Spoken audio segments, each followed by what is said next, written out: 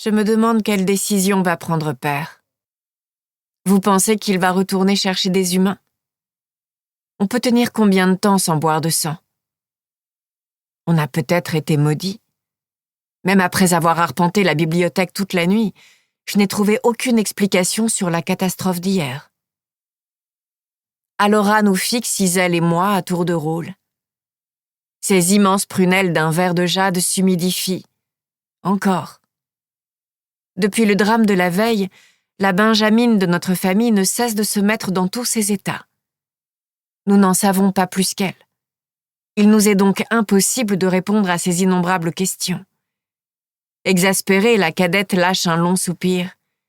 Sa patience commence à atteindre sa limite. « Père nous a dit d'attendre », vitupère-t-elle, avachie sur son siège en rotin. « D'ici qu'il revienne vers nous, ça ne sert à rien de se torturer l'esprit. Comment peux-tu être aussi sereine? Nous allons tous mourir. Tes angoisses m'agacent, Alora. Tu dramatises tout. Ce n'est pas parce que 5 humains ont péri que nous allons signer notre arrêt de mort. Ah oui?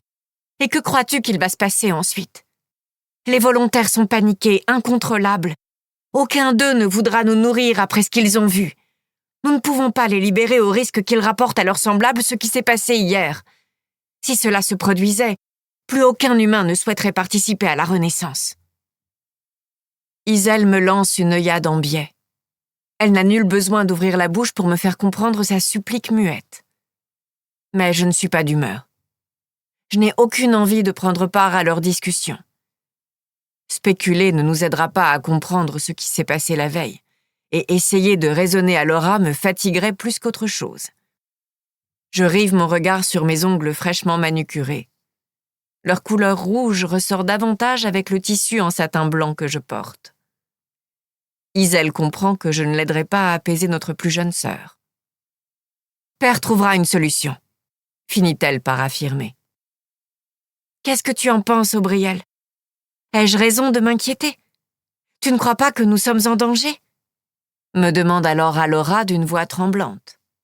« Tu vois bien qu'Aubry n'en a rien à foutre de notre problème, comme d'habitude, » ronchonne Iselle. C'est fascinant. Des siècles se sont écoulés, et je m'étonne encore d'être ébahie par notre différence. Mes sœurs et moi nous ressemblons, si bien qu'il serait facile de nous prendre pour des triplés. Même chevelure blonde, mêmes iris d'un vert clair, atypique. Même silhouette élancée, même visage rond. Notre apparence figée dans la vingtaine empêche quiconque de deviner nos âges. Et même sans nos coiffures distinctes pensées pour nous dissocier, il suffit que l'une de nous parle pour savoir de qui il s'agit. Nos caractères ne peuvent pas être plus opposés. C'est vraiment fascinant. Allongée sur la somptueuse banquette du boudoir, ma pièce favorite de cet immense manoir, je me redresse et réajuste la ceinture de mon kimono avant de me concentrer sur Alora. Elle me paraît si frêle dans cette robe beige à fleurs roses, à genoux sur le parquet. Sa fragilité ressort davantage dans cette salle à la décoration champêtre, ornée de nombreuses plantes, de draps et rideaux en dentelle, ainsi que de coussins à pompons disséminés çà et là. Elle a beau avoir fêté ses 306 ans cette année, son innocence et sa juvénilité demeurent intactes. Madame émotive, la plus sensible de nous trois, la plus faible, la plus humaine. Elle est empathique là où Iselle est agressive. Elle est sentimentale là où je suis impénétrable. Père trouvera une solution, répétai-je, tout en me positionnant du côté de ma deuxième sœur. La colérique, la redoutable, la guerrière. Tu vois, tu n'as pas à t'inquiéter. L'ouverture de la porte contraint Iselle au silence. Dans un mouvement synchronisé presque effrayant, nous tournons notre tête vers le nouvel arrivant. Père se tient sous le chambranle, majestueux, puissant, intimidant. Avec ses longs cheveux bruns, sa barbe proéminente et ses traits durs, il émane de lui une autorité qui pousse à la servitude. Sa prestance n'a d'égal que sa justesse. 1000 années pèsent sur ses épaules, et pourtant, cet homme au physique de quarantenaire reste foncièrement bon, impartial. Son statut de créateur le positionne au sommet des nôtres. Il est le seul survivant des premiers-nés, des premiers vampires. Le plus vieux, mais le plus lucide. Il mérite notre respect. Il mérite son royaume. Il mérite l'allégeance de ses nombreux sujets. Malgré la gravité de la situation, son calme subsiste. D'une démarche légère, propre à notre race, il nous rejoint. Mes sœurs et moi nous levons et lui adressons une révérence, tandis qu'il clame de sa voix profonde et graveleuse « La décision a été prise ». Je suis la première à me redresser. Mon regard se verrouille au sien, vert contre noir. Fut un temps où il parvenait à peine à nous faire face.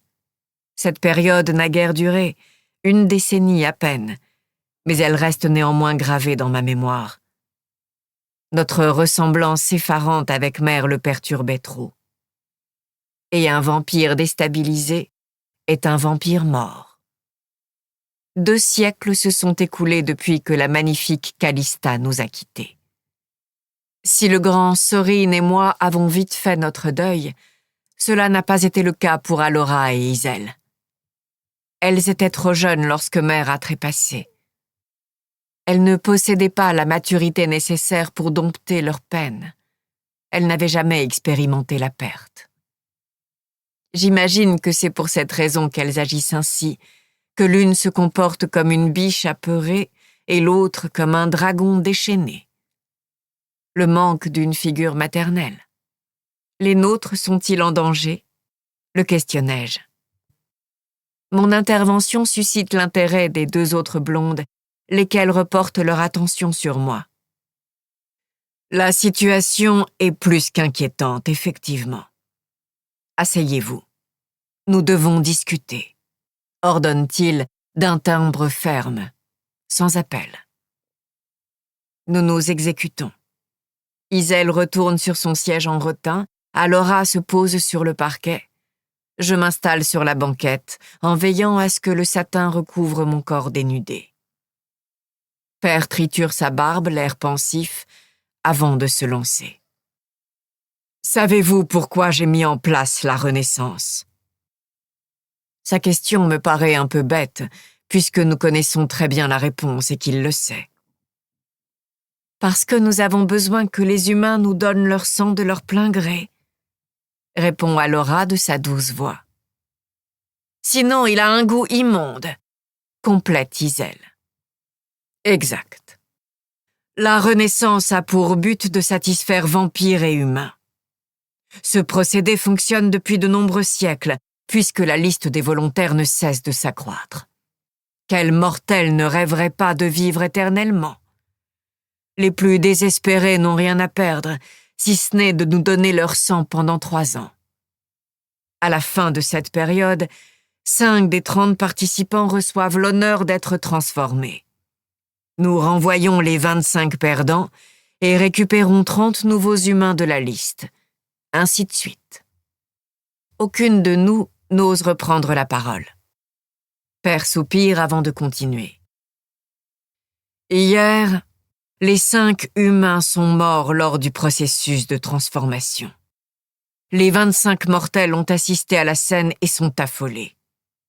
Si nous les renvoyons chez eux, ils risquent de répandre la nouvelle. Plus aucun d'eux ne voudra venir. Plus aucun d'eux ne voudra participer à la Renaissance. Leur offrir l'immortalité reste le seul moyen de bénéficier de leur sang avec leur accord. Mais nous avons besoin de leur sang pour survivre, et nous ne tiendrons pas si nous leur prenons de force. Notre race va finir par disparaître, marmonne Alora au bord des larmes. Encore.